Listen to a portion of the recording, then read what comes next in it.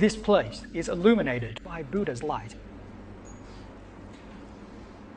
Countless benevolent spirits surround us. So, this magnetic field is purely good, without any evil. In this place, with a pure heart and open mind, how could it be the same?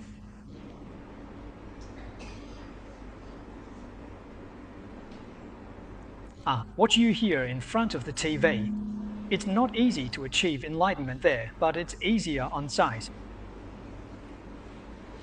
The power of the Buddha's blessing is very strong. On site, I'm talking about the value of Buddhist principles. Those listening also gain the value of Buddhist principles.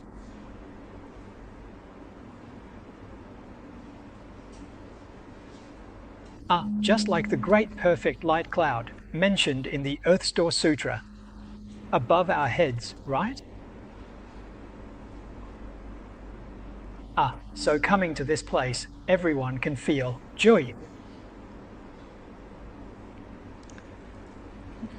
In cultivating talent, we adopt the old Chinese methods. How are the old methods used for cultivation? It's from among the audience. Those who truly aspire and wish to learn to preach the sutras. You can sign up, participate in small group discussions. This is how we cultivate talent, by participating in these small group discussions. Reteach. Don't just repeatedly listen to my recordings. Listen live and then reteach it the next day. Take what I talked about tonight and repeat it once. You can also take notes while listening to the sutras. To what extent should the teachings be understood before you can start learning? I speak here for 2 hours in the evening. The next morning, you should reteach what I talked about, repeating it for an hour. If you can't manage to speak for an hour, then you should honestly continue listening to the teachings and not try to preach them.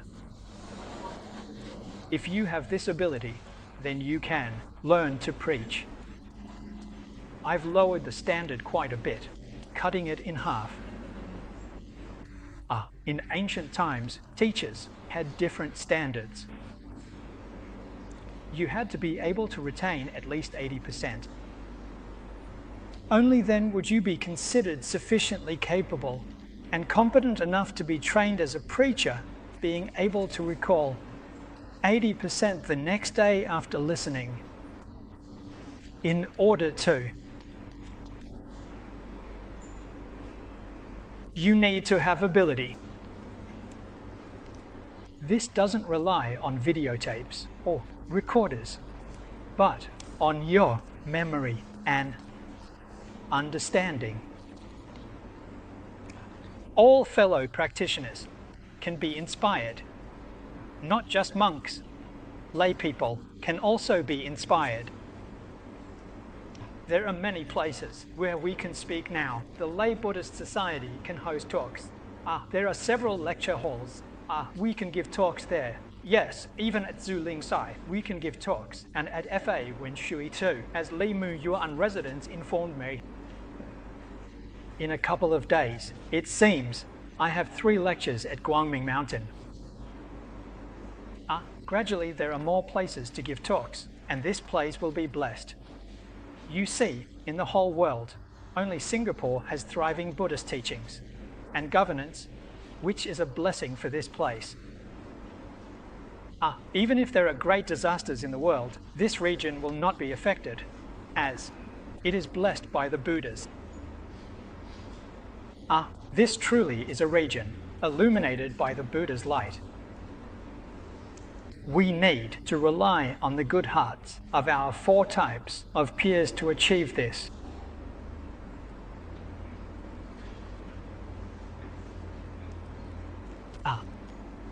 Learning to give Dharma talks. Many things I've said in the past. Perhaps some of you have heard them. Maybe after hearing them, you've long forgotten. A novice monk steps up to give a sermon. It's like planting a tree. It's a sapling. It needs to be well watered and well nurtured. A cow to water it, cow to nurture it. When he gives a sermon, you need to come and listen. Oh, when he looks out from the stage and sees so many people listening, he might think he's doing a good job. Then he gains confidence, right? But if he sees only the first couple of rows filled and no one behind, oh dear, his confidence will wane. He'll immediately falter and lose self-confidence. The interest in learning just can't be sparked. There must be people to listen to the lecture. Whether it's good or not, they should come and listen and applaud when it's over. Make him happy, give him confidence. Let him know there are so many listeners. Push him get on stage. Push him to study seriously and diligently. If he doesn't study seriously and diligently, and each lecture is worse than the last, then the audience will dwindle and he'll feel embarrassed. Among the audience, not only should they listen, but they should also encourage him. And they should also offer serious criticism. Help him improve. Where did he not speak well? Where did he make mistakes? If there are parts that are confusing, parts that are unclear, or parts that make us doubtful, they should all be pointed out. Help him continuously improve. This is how you truly cultivate young Dharma teachers. So for beginners, it's like being on a podium. You must understand that those sitting below are all teachers, all knowledgeable, and you cannot treat them as mere audience members. That's not acceptable. It's like students on the podium with teachers sitting below. Everyone below is a teacher, and you should speak with a heart of gratitude and respect. Learn to speak with an open mind.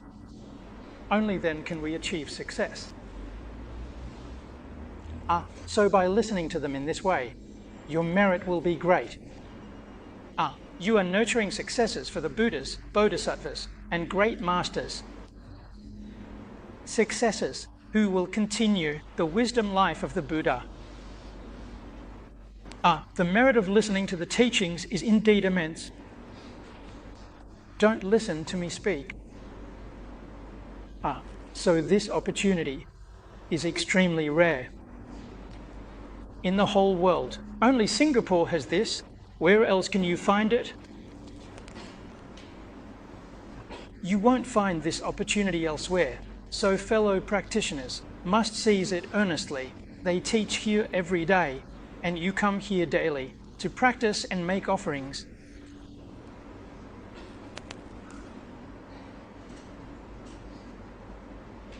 To cultivate talents in understanding and achieving the Dharma, to ensure the longevity of the true Dharma.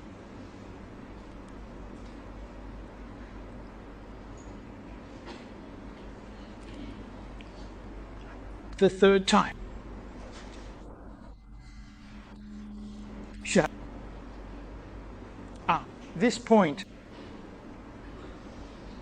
not easy.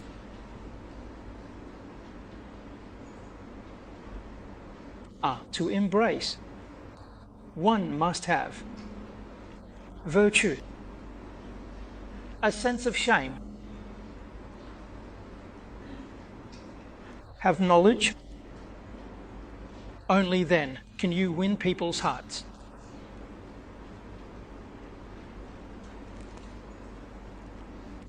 To put this concept of embracing in modern terms, it means having a strong influence. Yes, it can grasp people's hearts. What are people talking about now? They are talking about psychology. You see, in business, they all focus on psychology. How do you grasp the psychology of the masses? And in Buddhism, it's called guiding beings to offer support. How can you grasp the minds of all beings? Guide them.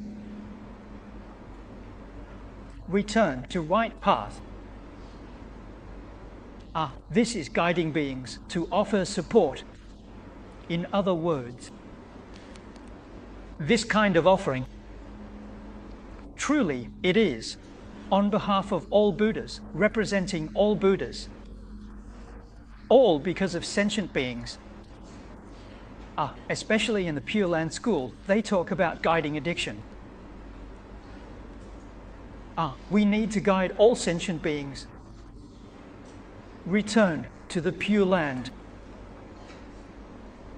Only with this method, in one lifetime, can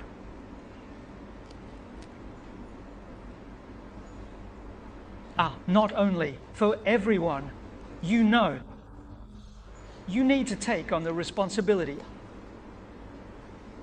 You also need to convince for all sentient beings without exception. They also need to quit smoking, and you need to guide them. There are many sentient beings in your household.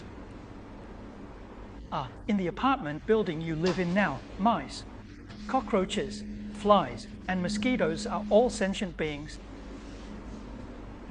You should teach them to recite the Buddha's name. Persuade them that the life of blood and flesh is very painful. The life of evil. Encourage, recite Buddha's name, aim for rebirth in the Pure Land. If we treat all animals this way, then of course we will care even more for people. What method should we use to guide them? Buddha images and Buddha names. Nowadays, Buddha recitation machines are very common. We practitioners. The Buddha's name in the home should not be interrupted for 24 hours. It's also said that if your family is unhappy and opposes reciting the Buddha's name, that's because you haven't practiced well enough. Logically speaking, students of Amitabha Buddha should be the most welcomed by all beings. If you, as a student of Amitabha Buddha, are not welcomed by everyone, then there's a problem. You need to reflect well and examine yourself carefully. It must be that we are not practicing according to the Dharma, and if we truly follow the Dharma, we will be. How could there be any reason not to be welcomed by others? You should definitely be welcomed by family. Because perhaps you haven't shown respect to your family. It must be that you think, I've learned Buddhism, and in the future I'll be reborn as a Buddha. You don't learn Buddhism, so you're sinful, and in the future you'll all fall into hell. How can your family get along with you like that? They would become adversaries. That's not acceptable. You must learn to show respect. You didn't study Buddhism and didn't understand respect. Having learned Buddhism, be sincerely respectful to everyone in your family, from top to bottom. You've truly improved. You've really changed. So how could your family not be happy or accepting?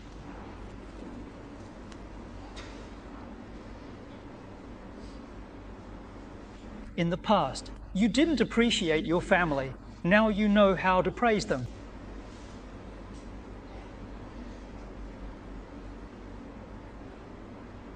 Family members have faults.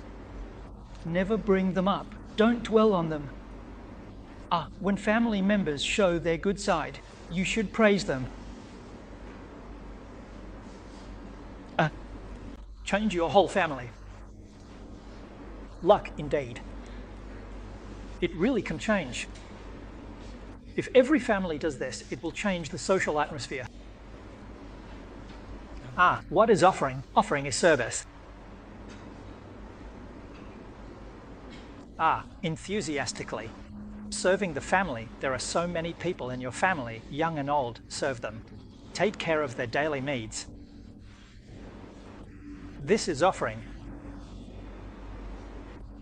Using our physical strength and labor to serve. This is also offering. There is internal wealth and external wealth. This is called internal wealth. Internal wealth is even more precious than external wealth.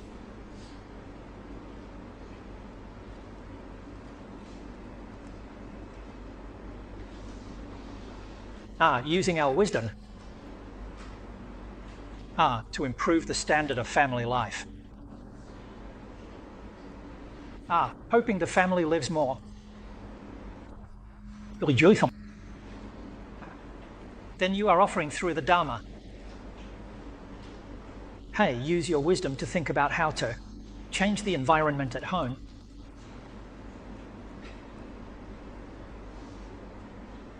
It's about working with peace of mind, working hard, working diligently. For students, study well, learn earnestly.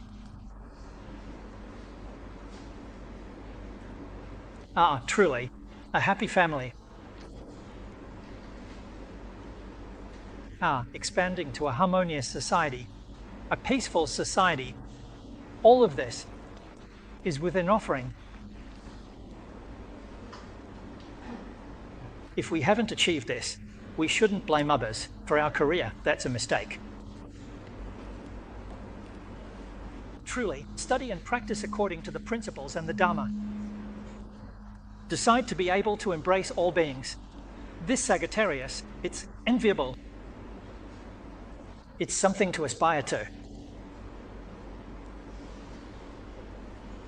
It makes people discipline them automatically. They hope to learn from you, to seek your advice. This is the power of embracing. So we must truly embrace all beings with offerings and definitely set a good example for them. Set a good example for society.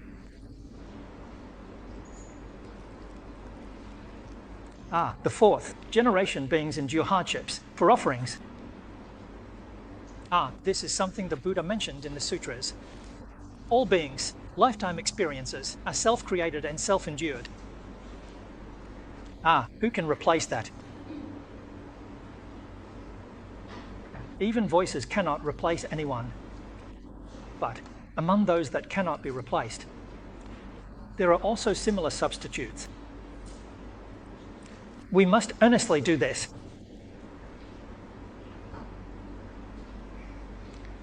Buddhas and Tathagatas have accomplished great things. They have already transcended the 10 Dharma realms. They don't need to come. Why would they return to the 10 Dharma realms, or even to the 6 paths or the 3 evil paths?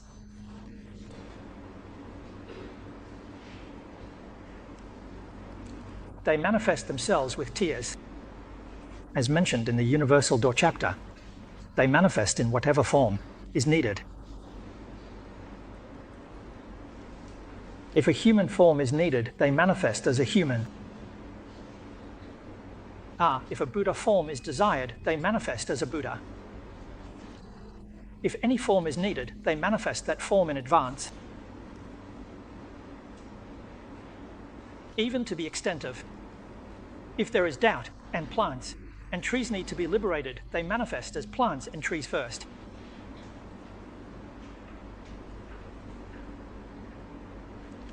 So they take on this form.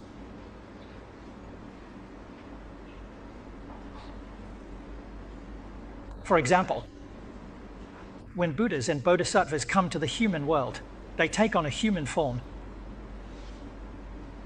And they live for several decades. Like Shakyamuni Buddha, that's a good example. The Venerable Master spent 80 years teaching and expounding the Dharma for 49 years. When he was alive, his living conditions were just like ours, even more frugal. Every day he would still go out to beg for alms. This harsh life, he didn't have to endure it. He chose to endure this life to set an example for us, to endure suffering for all sentient beings. It was all to awaken all sentient beings. Sentient beings are confused and deluded in this world. They do not understand the true nature of reality. Every day they chase after fame and profit, creating countless sins and karma. In the end, they suffer the harsh consequences. How unjust it is. So the world-honored one demonstrated for us. Look at how people desire fame, kawa, and status. He was a prince. He possessed all of these things.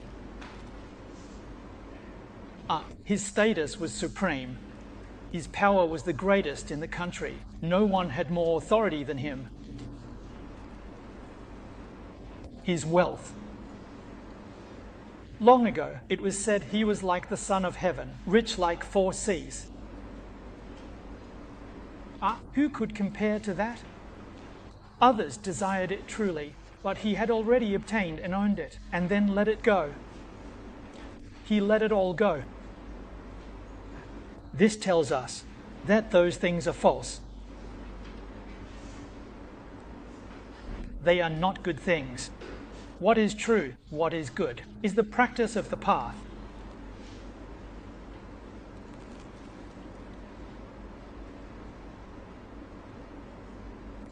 Truly achieving it. A good example of seeing through and letting go, teaching us. If he couldn't do it himself, how could we believe? He achieved seeing through and letting go. He achieved it completely and perfectly, and we believe it.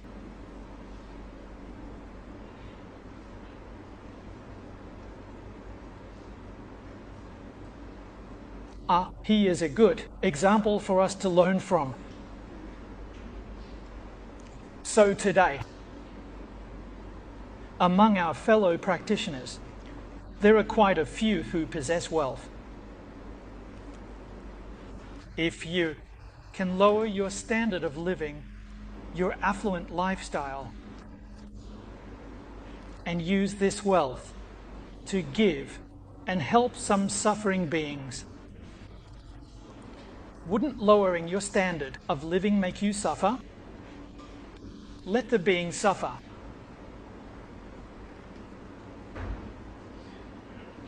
Like what is mentioned in the teachings of Liao Fan's 4 lessons.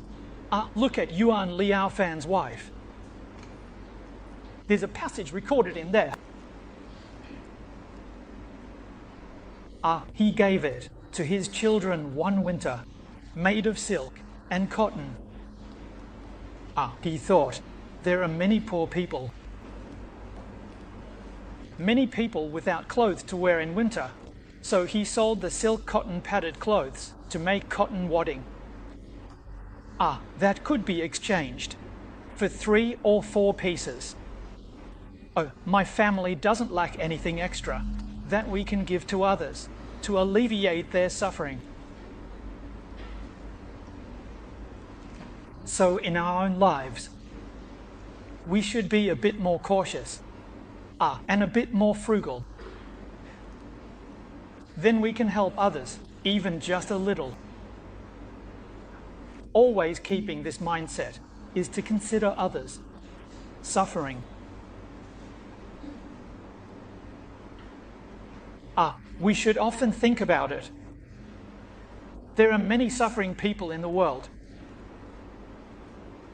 In our past lives, we cultivated some virtues, and we shouldn't exhaust them all in this life. We must understand the importance of continuously repairing. Our blessings will be endless. These blessings will be long-lasting.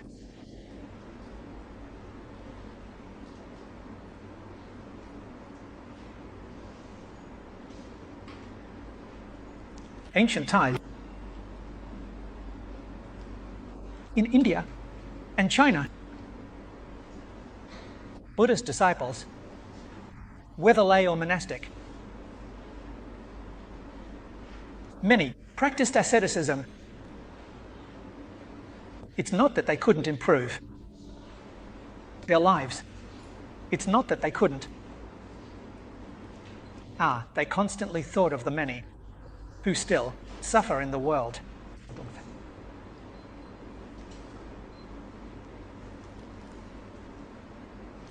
Among the monastics, in the early years of the Republic of China, all of you students know Master Xian, Master Guan. They are excellent role models for us monastics. These two great virtuous ones were truly remarkable. Their followers were numerous, very numerous. The offerings from their followers were very abundant. But Master Xian never made a new set of clothes. We see many photos of Master Xian, and the clothes he wore were patched with many patches. I have never seen a photo of him wearing clothes without patches. You can imagine he never made a new set of clothes. He had plenty of new clothes available. When people saw the old monk wearing tattered clothes, followers would immediately send new clothes. High-quality materials and craftsmanship, really well made. What did the old monk do with them? He wouldn't even glance at them. Once the followers left, the old monk would offer them to others. Offering them to beginners who had no one to support them.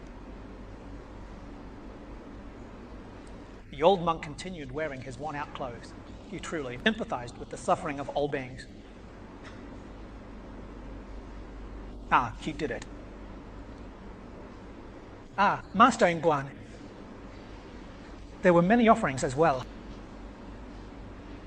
The old monk used all the offerings for the work of spreading the Dharma and benefiting living beings.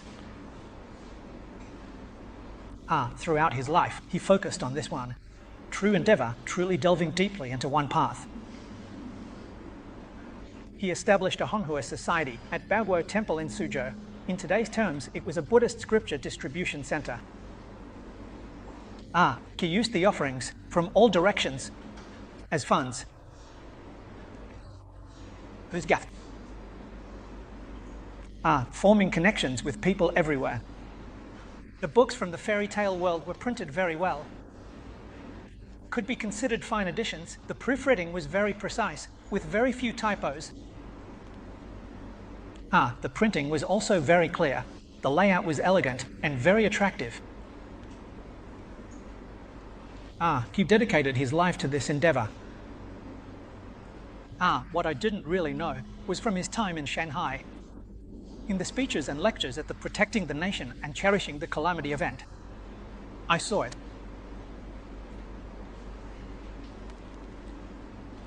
In the lecture, the old monk mentioned there was a disaster in the north. From the funds for printing scriptures, he allocated 3,000 silver dollars to provide disaster relief. That relief was funded from the money set aside for printing scriptures. From this, we can see that all his money, bit by bit, was used for printing scriptures, wasn't it?